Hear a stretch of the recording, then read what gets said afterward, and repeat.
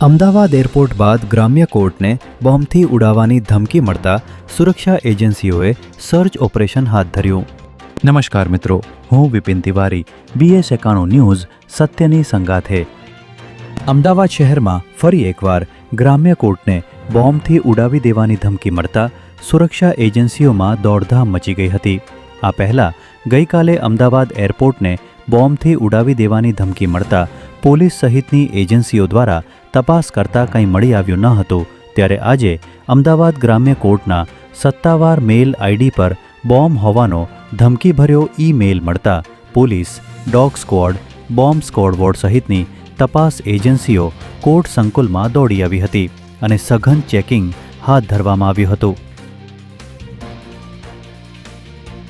અમદાવાદ ગ્રામ્ય કોર્ટને 5 જાન્યુઆરીએ પણ બોમ્બથી ઉડાવી દેવાની ધમકી મળી હતી. ત્યારે માત્ર 25 દિવસ બાદ ફરી એકવાર આવી ધમકી મળતા પોલીસ તંત્ર હરકતમાં આવ્યું હતું અને કોર્ટના મેઇન ગેટથી લઈને દરેક માળ અને રૂમમાં સઘન ચેકિંગ હાથ ધરવામાં આવ્યું હતું.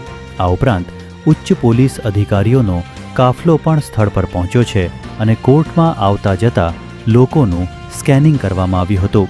જોકે સમગ્ર તપાસના અંતે કંઈ વાંધાજનક મળી આવ્યું ન હતું. ત્યારે વારંવાર એક જ સંસ્થાને ટાર્ગેટ કરતા મેલ ક્યાંથી અને કયા IP એડ્રેસ પરથી આવી રહ્યા છે તેની તપાસ માટે અમદાવાદ સાયબર ક્રાઇમની મદદ લેવામાં આવી રહી છે.